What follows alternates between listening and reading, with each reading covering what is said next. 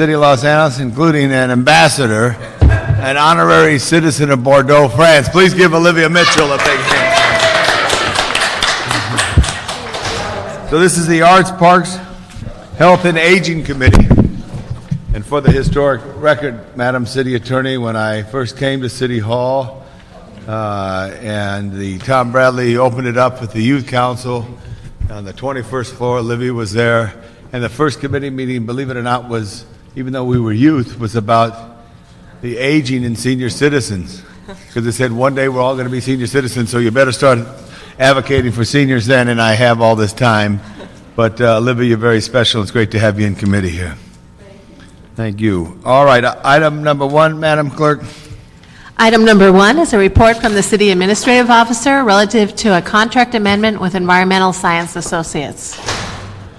Anyone here to speak on that? Please welcome Janice Hahn, the great councilwoman of the 15th District.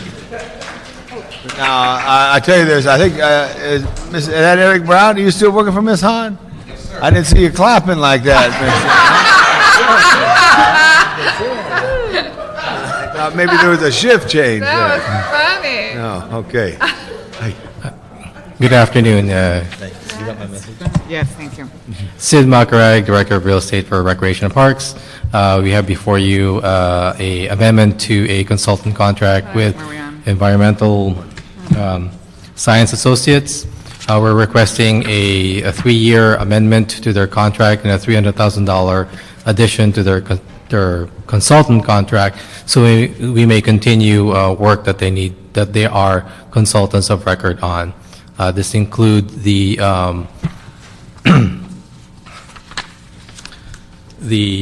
Nevins barberry mitigation for the Griffin Observatory. Great. And what are they doing for the observatory? I mean, the observatory is open now, so. As part of the construction of the Griffin Observatory, there was some mitigation requirements as part of the environmental impact report approved for that. What's Nevins barberry? I know what a blackberry is, but a ballberry. You ever heard of that there, Ms. Hunt? What's Nevins ballberry mean? You know, I don't know for sure. I'm not the staff. You're going to find out before it comes to council, aren't you? Yes, I can do that. Good. Okay, so this is what the department wants. Mike Scholl supports this? Yes. Okay, good. You're going to find out for me. Any questions, Ms. Hahn? No. Okay. And this is for as needed? Yes. For a variety of issues, not just all in one spot? Correct. Okay, very good. We'll send this on to council, Madam Clerk? Correct. Thank you. Thank you, Sid. Thank you. Okay. Item number 2. Item number 2 is a report from the Department of Cultural Affairs relative to acceptance of a $15,000 grant from the California Arts Council. We accept the grant. We thank you. Item number 3. I'll be better prepared. Wait a second. Let me get that at the council. This is a $50,000 grant. 15,000. Oh, 15. Okay, it's to, well, what are they going to use this grant for? Well, why don't we I take like- number 3, 2 at the same time, and Okay. inquiring minds. And here's where I'm going with this, because I think the Charles Mingus Youth Arts Center is perfect for these kinds of music programs. So you know where I'm going with my questioning? Saul Romov with the Department of Cultural Affairs. We completely agree with you. We, at this record. point, do not have a Music LA program in our Watts Towers Arts Center or the Charles Mingus Youth Arts Center, but we certainly would like, we are looking at expanding into the next year's Music LA program Okay. for the African American Heritage Month and bringing a music program specifically into the Charles Mingus Youth Arts Center. Good, because these music programs are designed to reach at-risk kids, and there's no community that has more kids that are at risk, and this would be perfect for our new Charles Mingus. We actually Perfect. we have received a $70,000 grant from the National Endowment for the Arts for specifically to showcase Charles Mingus's music. Right. And that report has not yet made its way to committee, but one of the program elements in that particular grant is to highlight Charles Mingus's music with specific programming at the Charles Mingus Youth Arts Center. Okay, so we can be confident that these music programs will be there? Yes. And my general manager and I have made it a specific focus to do more outreach and bring the Music LA program specifically into that center. Perfect. Music to my ears. Do we have to list it that way, or do you feel that it's 100% going to this center that Ms. Hahn requested?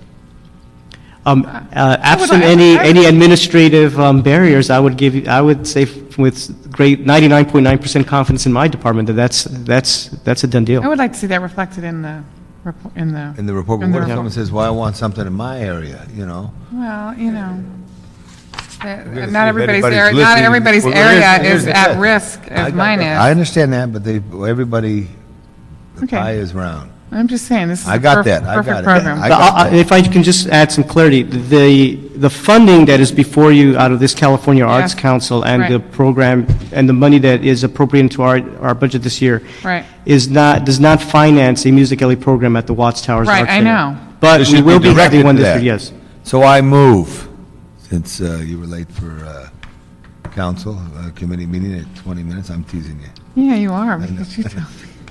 Move it, and I'll second it. I move. Okay, we move it, make sure that Janice Hahn made sure this went to her Make sure district that my kids most needed in Watts for- get, for there and be recognized there, okay? And this is 2 and 3 together, we got that straightened out there? Let me read number 3 for the record. For the record. Number 3 is also a report from the Department of Cultural Affairs relative to various actions regarding a $20,000 grant from the National Endowment for the Arts. Very good. Last thing, too, this is a friendly amendment and direction. How many art centers do we have in the city? Arts centers or arts facilities? Facilities. We have about 30 facilities with about one or two. How many are you responsible for that if the mayor walked in or Janice Hahn walked in and said, what are we doing here? We have approximately 16 facilities that we are directly responsible for. There are 16. we have other facilities such as the Nate Holden Performing Arts Center, which are arts facilities Got it. that we don't have So the responsibility for. 16, how many of them, do we have a budget for each one? We have budgets for not every one of them. There are some facilities which are under our control, which are not operational, such as the Performing Arts Firehouse in San Pedro. Right. Which we're still trying to identify funding to complete that particular project. Maybe what we ask on a separate motion, and I'll work with the CLA's office on that they would identify all the art centers in the city so what is, yeah. and state whether there is you ever go into a restaurant? I'm sorry? You ever go into a restaurant, they rate it, you know? Absolutely. We want to rate, but in the right way, in a positive way, what type of commitment we have, either from grants or city funding for these facilities, because we get lost in it. Already, it's almost August, and are we going to wake up in October and find out one center is going to be closed because there's no money to Well, program? no, and Not my center. And I think you raised an interesting point Just saying that that we right have been exploring within our department, and that is, we have the on-budget appropriations to the centers, but there's a lot of off-budget money that does come to the centers. We reinvest some of our money, such as through our grants, back into the centers. And internally, we are trying to capture just the amount of resources that we direct into each center. A perfect example is this Music LA. You know, while $15,000 may not be something that is on our part of our regular budget, it's still resources that we bring in, and if we program some of those some of that activity into our centers, we want to be able to capture that to say this is how much But money I want to is see. I want to see a dedicated. direction or accountability for us, all of us, to know how we doing. You know, in that sense, I just don't want to say that. Well, we got only enough money to have somebody turn on the lights. We want to make sure there's programming there, or where we could try to find support for that. We'll figure it out. We'll talk to you at an office meeting, Ms. Kim, Ms. Han. Yes, on this Big Read program, are you coordinating with the library department on this? No, we actually, Seems unusual, since we actually approached the library, read, didn't read the report. We actually approached the library as a Yes. partner in this particular program, and they declined. oh, was that in the report? So, but I think this is actually a unique program. Right. And we are allowed to apply for it annually, and we are certainly already looking to apply for this particular grant in the future. Mm-hmm. And we certainly would like to partner with the library on the future endeavors. Right now, this is the first year that the city of LA is participating in this, and we are actually the only major city in the United States that's participating in this kind of program. Mm-hmm. We are trying to lay the groundwork on how to facilitate and how to program this particular activity. And And are any of these activities in the 15th district? One of them will be. We are, as part of the big read, we are showcasing the Maltese Falcon, and we will be having a screening of the Maltese Falcon at the Warner Grand Theater. And our intent is have partnered with Santee and with Roosevelt High Schools, and our intent is to provide a film screening at the end of the big read program activity, to provide a film screening of the movie to the students at the Warner Grand Theater. We don't want to do it at the beginning of the program, because we don't want kids to skip out of reading the books. So it's like read the book, see the movie, kind of a... Correct.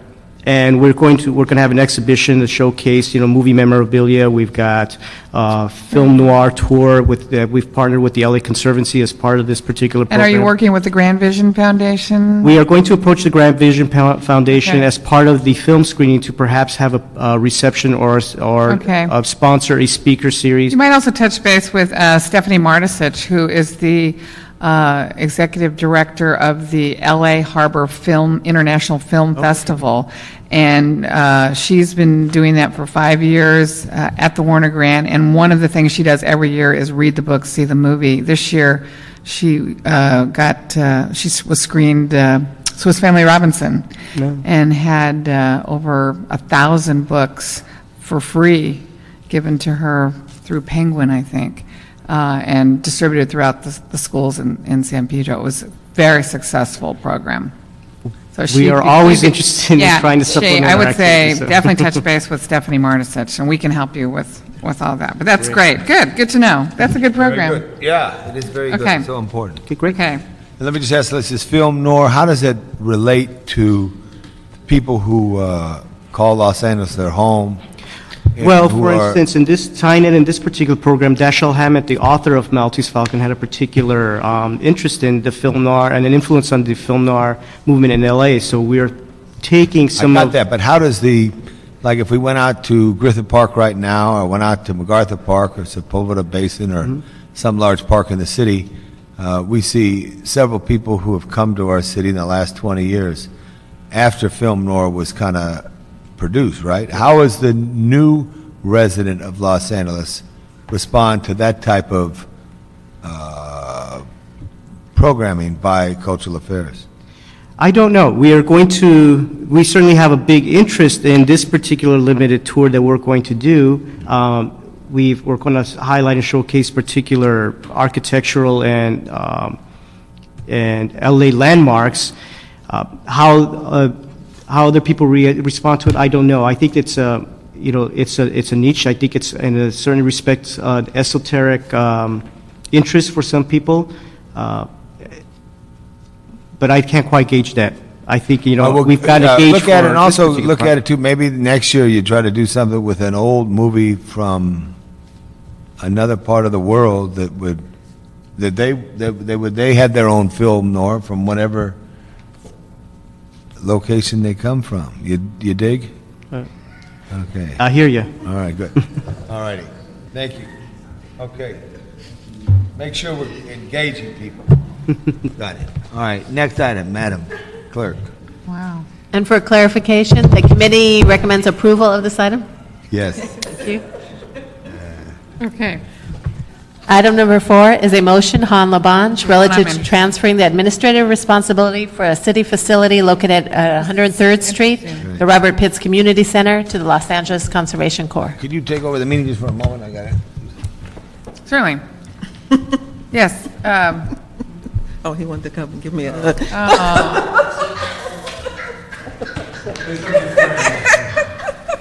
Did you want to share? Would you want to share with the rest of the class about your travels together? I think there's no. I saw suspicious. I saw you in all the pictures, so I already knew that you guys have been traveling together, but I didn't know if you wanted to share some of those Olivia experiences. was my mentor here when I first started with the City of Los Angeles, and part of the State Department grant that brought forth diversity of Los Angeles, Sister City people of Bordeaux, France. She was very good. And the one thing we really learned when we visited some of this, how much they put all in one center, as I talked to You you told this me that, morning. yeah. Even before, that we look at a center to put development issues, community development issues in there, employment issues, recreation issues. With that being said, I know you're very passionate about this, I am. Ms. Hahn, so why don't you take charge? Well, I just obviously this is a very interesting prospect and possibility. LA Conservation Corps, a tenant in Robert Pitts Community Center, is now very interested in the possibility of taking the overall responsibility of managing, maintaining, marketing, making needed repairs to the facility. The question would be, we know they do good, everybody loves LA Conservation Corps. I mean, they're well-known for helping all of us in our districts. They take kids at risk, young people. They really help beautify LA. But, you know, is this really your expertise to take over a facility and run it? Have you done it other places? Give us a little sense of confidence that you're going to be able to do this. That's your answer. We're confident that Okay. let's talk about that. Thank you, Councilwoman. Thank you, Mr. Chair. Absolutely. I wouldn't lie to you, Councilwoman, that it will be a challenge, but we have operated the Watts Charter High School at the site for That's over right. 7 years. Right. And we've have I think an extensive experience of managing multiple sites as well as multiple programs with multiple various interests. So, for instance, ironically, there was a item on the Housing Committee meeting this morning where we managed an early childhood education program, PICO Union, for the past 14 years. And ironically, we're moving it over to another agency. But we've done that. And we've had a number of other projects like that where we've subcontracted out, worked with, certainly I think we have over 8 facilities of our own, not all city. We run a significant marine science center in Redondo Beach. We have a East Los Angeles site, an adult course site in East Los Angeles, our Main Street site at 29th and Main. So we have over 8 of those sites that we run and operate. So you're both confident that you're going to be able to do it. Okay, there have been, and have we reached out to the other tenants, the Watts Coffee Shop, and what's else there, the Credit Union?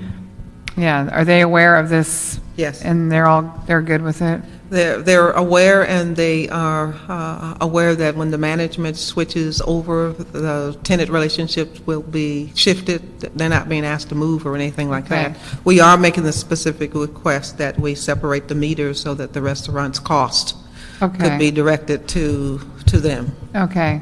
And I'm very aware But of what about the rents? Are they going to stay the same, or They can renegotiate. they can renegotiate but it's with supposed to be you? Okay. with them.